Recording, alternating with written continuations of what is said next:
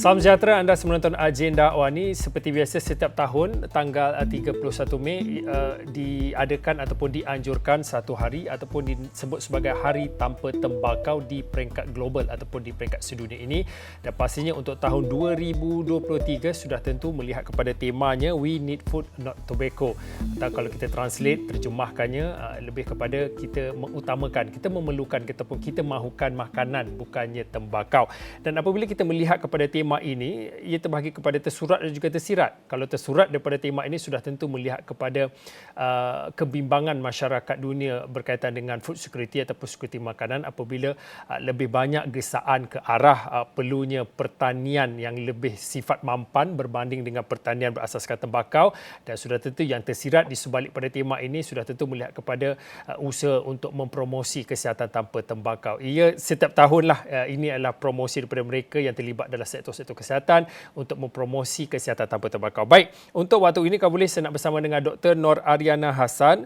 Dr. Nor Ariana Hassan adalah Timbalan Pengarah Penyakit Tidak Berjangkit Bahagian Kawalan Penyakit Kementerian Kesihatan Malaysia KKM. Assalamualaikum Dr. Nor. Waalaikumsalam. Dr. Nor, mungkin sebagai permulaan melihat kepada tema untuk tahun ini We Need Food Not Tobacco, kita perlu utamakan ataupun kita mahukan makanan bukannya tembakau. Sejauh mana signifikannya tema ini perlu diberi perhatian untuk tahun ini, Doktor? Ya, ini setinglah tema yang telah dipilih oleh Pertubuhan Kesihatan Sedunia ini selalunya ada makna lah ya. Dan apabila kita lihat terutama dalam golongan masyarakat kita, kajian-kajian telah menunjukkan bahawa mereka yang merokok ini sebenarnya dalam di Malaysia ni 60% ni adalah dalam golongan B40, yang mananya kadang-kadang apabila kita dah ketagih merokoknya, rokok ni lebih penting ataupun produk-produk tembakau ataupun produk merokok selain pada macam rokok, vape dan sebagainya lebih penting daripada makanan. Itu dah signifikannya kenapa tema We Need Food Not Tobacco ataupun utamakan makanan bukannya rokok atau sebagainya ya menjadi tema utama kerana ia sangat signifikan dalam isu masalah ketagihan merokok ini. Doktor tadi ada menyebut selain kita melihat kepada merokok ataupun yang tembakau ini, perlu juga kita melihat kepada produk-produk yang berasaskan tembakau. Seringkali apabila kita bercakap dalam konteks masa ini, kita tidak boleh lari tentang apa yang disebut tentang penggunaan vape. Kita tahu baru-baru ini juga ada data-data yang menunjukkan ada peningkatan penggunaan vape khususnya bagi kategori kumpulan umur mereka yang disebut sebagai anak muda. Mungkin pada waktu ini, mungkin boleh dikongsikan apabila bagi mereka pejuang-pejuang kesihatan seperti doktor dan juga rakan-rakan lain, apabila bercakap tentang mempromosi kesihatan tanpa tembakau ini, melihat kepada konteks semasa seperti penggunaan vape, bagaimana cabaran yang dihadapi oleh pakar-pakar ataupun mereka yang terlibat dalam sektor kesihatan ini, doktor? Ya, dulunya apabila kita bercakap tentang isu merokok ni, kita berdepan dengan isu yang dikatakan ketagih kerana tembakau ni mengandungi satu bahan yang dipanggil nikotin yang menyebabkan orang akan suka, seronok nak gunakan rokok dan sebagainya. Tetapi sejak tahun 2016 kita telah mendapat cabaran baru apabila produk-produk merokok ala baru seperti rokok elektronik atau vape tu telah memasuki pasaran. Dan isu utama berkaitan dengan produk rokok elektronik atau vape ni, cabaran dia adalah sedikit berbeza dengan rokok tembakau ni tadi. Sebab rokok tembakau ni apabila kita dah bertahun-tahun, dah berdekad-dekad dah rokok tembakau ni dan kita tahu dah kesan sampingan, kajian banyak menunjukkan ada mendapatkan implikasi. 2016 tu kita kira barulah ya, sebab kita nak kena make sure bahawa bila orang ni nak dapat sakit, ya, itu satu cabarannya.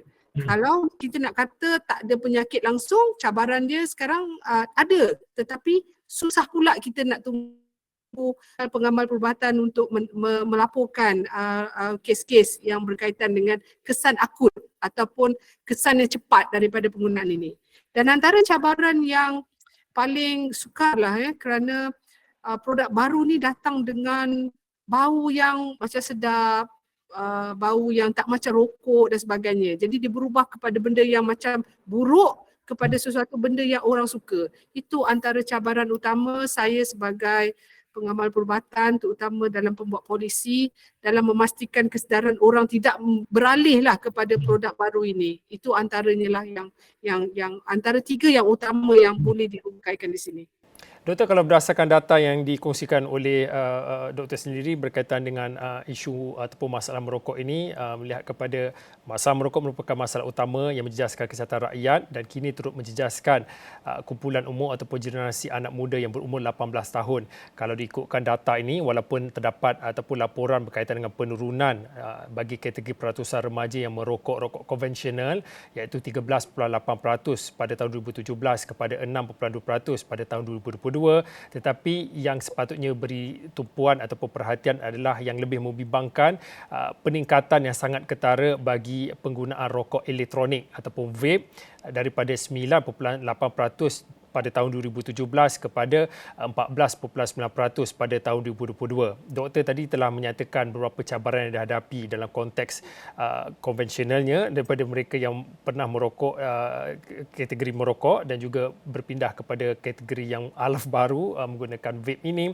Mungkin pada waktu bagaimana nak mengubah persepsi dan juga pandangan mereka yang menggunakan vape hanya semata-mata untuk saya nak kurangkan ketagih merokok. Sebab itu saya menggunakan vape. Mungkin daripada sudut pakar kesihatan seperti doktor, bagaimana nak memberi pengetahuan dan juga ilmu pengetahuan yang lebih baik berkaitan kedua-duanya pun hampir sama jika bercakap tentang sektor kesihatan, doktor?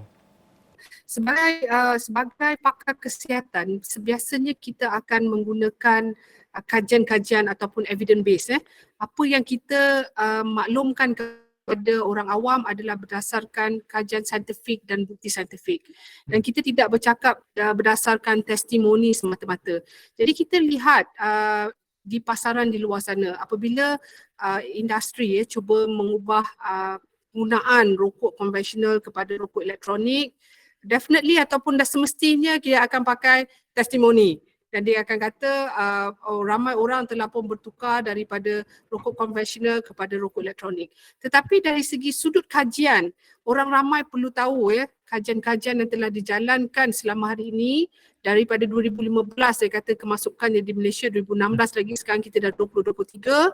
Mereka yang sebenarnya bertukar daripada rokok konvensional, rokok tembakau, rokok biasa yang dibakar itu kepada rokok yang dikatakan dipanaskan ataupun menggunakan rokok elektronik atau vape tadi, sebenarnya ketagihan itu tidak dikurangkan dan mereka ni sebenarnya akhirnya bertukar pula daripada rokok yang biasa kepada rokok elektronik tadi. Kita boleh nimpak dan saya percaya ramai pengguna rokok elektronik di luar sana setuju dengan saya bahawa mereka sebenarnya tak berubah pun. Mereka masih menghisap rokok dan tapi hanya bertukar dari rokok biasa kepada rokok elektronik.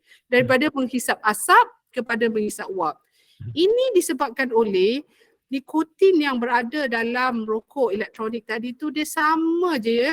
Kalau kita lihat tuan-tuan para pendengar sekalian, kita memang tahu ya bahawa apabila kita hisap rokok, kita rasa keseronokan tu cepat. Tetapi kita hisap rokok elektronik pun sama, keseronokan tu cepat. Memang kajian telah menunjukkan mereka ini tidak pernah pun berhenti merokok tetapi bertukar.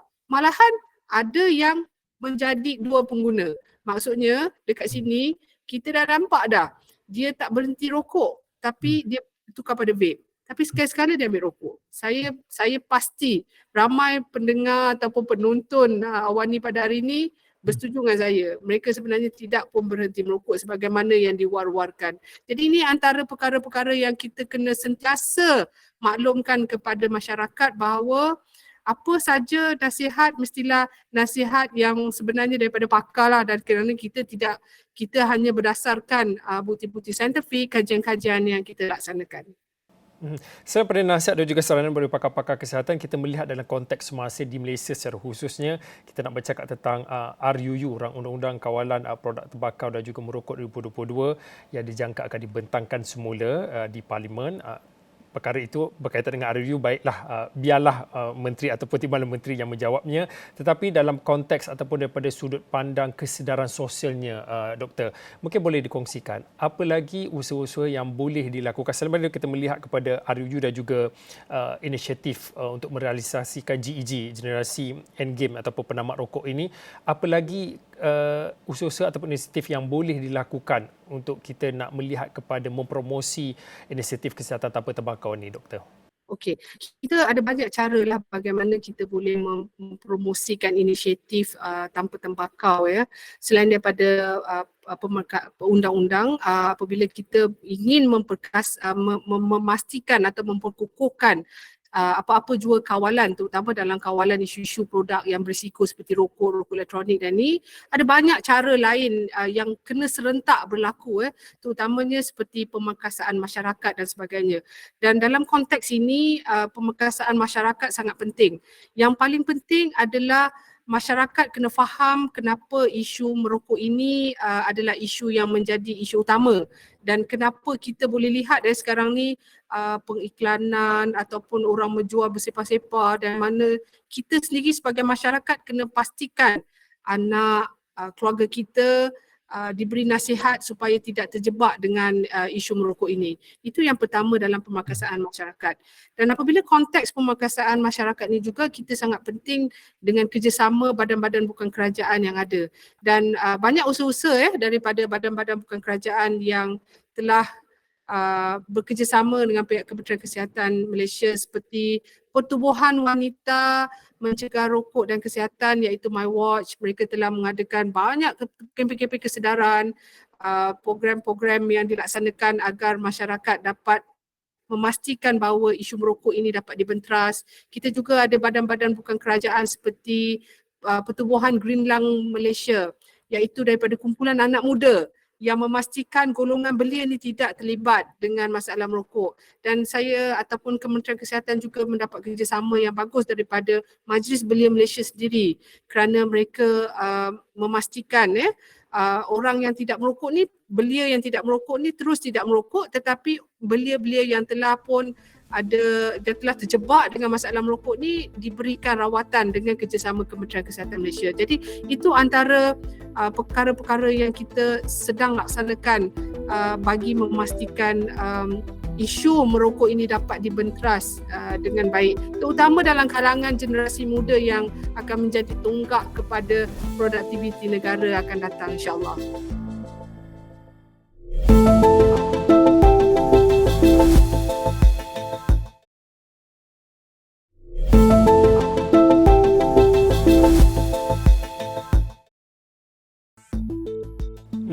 Doktor, kalau kita nak memberi fokus khususnya berkaitan dengan GEG ataupun generasi penamat rokok endgame ini, mungkin boleh dikongsikan apa salah faham ataupun salah tafsir yang selalu dilakukan apabila bercakap tentang GEG, generasi endgame ini. Saya bagi contohlah doktor, seringkali apabila kita bercakap tentang GEG ini, ada kalanya mereka membuat suatu bahaja naka. Oh, nanti anak-anak dah tak boleh serokok berbanding ibu bapa ataupun yang lebih berusia lah, abangnya ataupun bapa saudaranya. Jadi apa seringkali salah faham tentang GEG ni, itu yang pertama, dan bagaimana nak merungkai apa solusi yang terbaik apabila nak memberi kesedaran yang lebih arif tentang generasi penamat rokok dan bagaimana ia penting untuk direalisasikan. Okey, generasi penamat rokok ni ataupun the end game of tobacco sebenarnya dibincangkan di peringkat global sejak beberapa tahun yang lalu. Jadi antara isu utama apabila antara elemen utama dalam generasi penamat rokok ataupun the end game ini adalah untuk mewujudkan satu keadaan denormalisasi, iaitu apabila kita merokok ni kita menjadikan satu benda yang menjadi tidak sukalah dalam kalangan masyarakat. Game ni adalah ia menjadi satu benda yang kita tidak akan nampak dalam kalangan anak cucu kita. Jadi itulah sebenarnya konsep the end game of tobacco yang cuba dibincangkan dan hasrat dari segi pakar-pakar di peringkat global untuk mencapai hasrat itu. Jadi sebenarnya bagus kita laksanakan konsep ini kerana sekarang ni pun kita dah nampak dah kalau orang merokok di kedai makan, dulu-dulu orang tak kisah kan, orang bertahan je, tapi sekarang orang dah mula denormalize, orang tak suka dan sebagainya. Dan kita boleh lihat antara macam sekarang pun kalau kita tengok dalam generasi yang muda ni, kadang-kadang ada budak-budak ni memang tak suka. Dia boleh tak suka yang isu merokok ni adalah satu isu yang kita tak boleh dan dia nampak sesuatu benda yang patut ditolak. Jadi itu sebenarnya konsep the end game untuk mewujudkan satu keadaan supaya budaya merokok ni adalah budaya yang tidak boleh diterima dalam masyarakat kita dan perlu dihentikanlah, sebagaimana macam saya bagi contoh setir tembakau tu kan dah tak ada dah. Tak nampak dah pun. Anak-anak saya pun tak pernah kenal benda-benda tu. Jadi akan datang kita harap generasi penamat rokok ataupun di end game konsep ni akan dapat direalisasikan sebagai konsep yang dibincangkan oleh pakar-pakar perubatan selama ini. Tapi kalau dalam konteks pemantauan dan juga penguatkuasaan, bagaimana ia dilakukan untuk GEG ini, Doktor? Ya, macam apa yang sekarang ni dalam peruntukan undang-undang sedia ada, kita ada peruntukan 18 tahun dan ke bawah lah kan. Jadi itu menjadi tanggungjawab mereka yang menjual ataupun yang peniaga ataupun peruncit di bawah peraturan-peraturan kawalan hasil tembakau sekiranya untuk menentukan betul ke tidak orang ini berumur 18 tahun dan sebagainya. Macam contohlah kalau macam Cik Zul sendiri kan, kita tengok baby face, betul ke umur 18 tahun ni? Jadi ia menjadi tanggungjawab dalam undang-undang, tak boleh jual bawah 18 tahun dalam peraturan peruntukan. Jadi kita verify lah. Jadi samalah implementasi yang mungkin akan dilaksanakan akan datang. Ya. Okey, Doktor, sebelum saya nak beri peluang pada Doktor untuk memberi sedikit apa program-program yang diberi highlight sempena dengan Hari Tanpa Tembakau ini, sedikit saya nak ambil ruang ini, mungkin boleh dikongsikan. Kita bercakap tentang Hari Tanpa Tembakau ataupun kesihatan yang lebih baik tanpa tembakau ini. Apa komunikasi efektif yang boleh dilakukan oleh sama ada pihak-pihak ataupun mereka yang terlibat dalam sektor kesihatan ini untuk memastikan Hari Tanpa Tembakau ini ia hanya tidak dijayakan pada Hari Tanpa Tembakau semata-mata, tetapi ia memerlukan kerjasama semua pihak, ia memerlukan kerjasama berterusan untuk memastikan kesihatan lebih baik. Komunikasi yang efektif, strategi apa yang perlu dilakukan? Mungkin sedikit boleh diberi sedikit pandangan, Doktor. Okey, saya setuju ya, kita tidaklah semestinya menyambut Hari Tanpa Tembakau ni hanya pada 31 Mei, tetapi ianya sepatutnya menjadi satu praktis ataupun lumrah dalam kehidupan kita seharian. Dan yang paling penting komunikasi yang perlu kita peranan komunikasi strategik yang boleh dimainkan dalam masyarakat adalah nombor satu, dalam institusi keluarga itu sendiri. Kita kena pastikan bahawa kita boleh memberikan komunikasi yang bagus kepada keluarga kita, yang sekeliling kita, dan yang pastinya yang paling penting apabila kita nak menyambut, kita bukan saja sambut pada 31 tetapi kita membantu orang yang dia ada dua kategori di sini. Sama ada orang yang tidak merokok ataupun orang yang telah pun terjebak dengan rokok, iaitu kita kena bantu dalam kalangan keluarga. Begitu juga dalam institusi yang lebih besar, iaitu seperti institusi tempat kerja dan sebagainya, dan kita perlu membantu golongan yang telah pun juga terjebak daripada masalah merokok ini supaya mereka ini dapat diberikan bantuan, dapat diberikan informasi yang betul, cara berhenti merokok dan sebagainya. Cara bagaimana jika mereka nak merokok di tempat-tempat yang mana yang sepatutnya. Jadi itu antara institusi yang di tempat kerja dan sebagainya, dan seterusnya dalam institusi AM sebagai masyarakat, sebagaimana saya maklumkan tadi, NGO juga berperanan untuk menyampaikan maklumat-maklumat yang sebenarnya sahih, maklumat yang sahih daripada pakar, daripada Kementerian Kesihatan Malaysia, daripada Pertubuhan Kesihatan Sedunia dan sebagainya, dan bukanlah maklumat-maklumat yang hanya dikongsikan tanpa evidence, tanpa apa yang sahih lah, iaitu yang paling penting. So biasa kita cakap kalau kesihatan ni mestilah dengar cakap doktor lah kan. Kalau kita berguru mestilah kita agamawan dan sebagainya. Jadi itu antara perkara yang sangat penting dalam kita memastikan komunikasi yang betul dapat dilaksanakan di semua peringkat. Saya pasti apabila bercakap tentang Hari Tanpa Tembakau ini, mereka yang terlibat dalam sektor kesihatan ini paling sibuk untuk memastikan sambutan ini berjaya dengan lancarnya. Mungkin boleh dikongsikan aktiviti dan juga pengisian dengan sambutan Hari Tanpa Tembakau untuk tahun 2023 ni, Doktor. Ya, saya di peringkat Kementerian Kesihatan Malaysia, terutama dari bahagian kawalan penyakit, kami telah mendapat kita telah mengaturkan beberapa program dan kebanyakan program ni adalah empowerment daripada badan-badan bukan kerajaan NGO yang membantu bersama dengan pihak kami untuk melaksanakan aktiviti-aktiviti sepanjang actually dah bermula dah daripada awal ya. Kita adakan run ataupun larian kesedaran untuk Hari Tanpa Tembakau. Kita juga adakan program-program bual bicara seperti malam ni pun kita ada satu program bual bicara. Esok pihak Hospital UiTM pun menganjurkan satu bual bicara.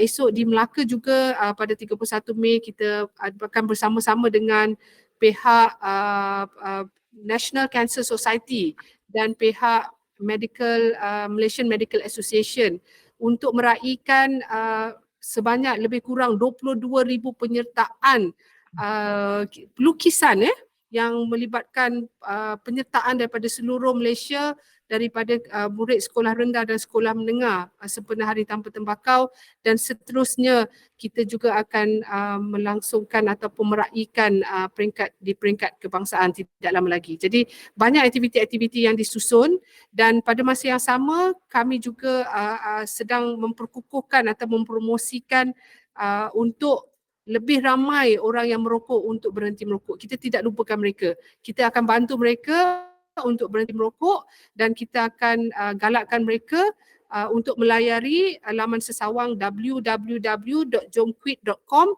supaya mereka ini boleh dibantu keluar daripada masalah ketagihan dengan cara yang betul, bukan dengan cara beralih daripada rokok kepada rokok elektronik dan sebagainya. Doktor, 2 minit yang terakhir ini mungkin boleh dikongsikan. Akhirnya kita bercakap tentang ke arah kesihatan ataupun gaya hidup yang lebih sihat tanpa tembakau. Mungkin pada waktu ini selain pada nasihat dan juga saranan daripada seorang pakar kesihatan seperti doktor, mungkin boleh ambil daripada sudut seorang wanita, seorang ibu, seorang ahli keluarga, seorang rakan. Apa perlunya untuk kita melihat kepada gaya hidup ataupun menggalakkan lebih lagi kesihatan ataupun kehidupan kesihatan yang lebih baik tanpa tembakau, doktor? Ya, sebagai seorang ibu, saya memang memastikan anak-anak saya sendiri pun sebenarnya untuk tidak langsung memegang isu-isu yang high risk lah ya, bukan saja isu merokok, isu-isu yang boleh membahayakan kesihatan. Dan sebenarnya sebagai seorang wanita, kita kena pastikan dalam isu-isu keluarga itu juga kita tidak terdedah kepada risiko bahaya yang boleh mendatangkan implikasi kesihatan yang sangat besar ya sebenarnya. Kalau kita tengok komplikasinya sangat besar, sebagai seorang doktor, seorang wanita, ibu dan doktor ya, pengamal kesihatan, kita telah melalui kesusahan untuk melihat pesakit dirawat, in fact keluarga kita sendiri yang berhadapan dengan komplikasi penyakit akibat penggunaan rokok. Dan saya memohonlah kepada semua yang merokok itu ataupun tak kira lah rokok elektronik ke rokok konvensional ke, tolonglah berhenti merokok, kerana komplikasi dia sangat besar dan sangat susah sebagai dia bukan saja impak kepada kita tetapi impak kepada keluarga. Dan kepada yang tak merokok lagi tu, tolong cuba elakkan adik-adik, anak-anak ya di luar sana, tolong cuba elakkan kerana dia bukan saja seronok, dia bukan satu perkara yang seronok tetapi dia akan mendatangkan implikasi yang besar di masa depan. Saya kira itu nasihat yang cukup baik dan cukup jelas, signal yang cukup jelas diberikan bukan saja daripada sudut seorang pakar kesihatan tetapi bagi seorang wanita, seorang ibu, seorang isteri dan juga seorang individu dalam komuniti ataupun dalam masyarakat. Terima kasih Dr. Nor Ariana Hassan. Dr. Nor Ariana Hassan adalah Timbalan Pengarah Penyakit Tidak Berjangkit di bahagian Kawalan Penyakit Kementerian Kesihatan Malaysia yang mana berkongsi sedikit pandangan dan juga suara pandangannya melihat kepada sambutan Hari Tanpa Tembakau 2023 yang mengangkat temanya We Need Food Not Tobacco. Kita perlu mengutamakan ataupun kita memerlukan makanan bukannya tembakau. Saya kira itu saja untuk waktu ini. Saya Fauzin, kita jumpa lagi.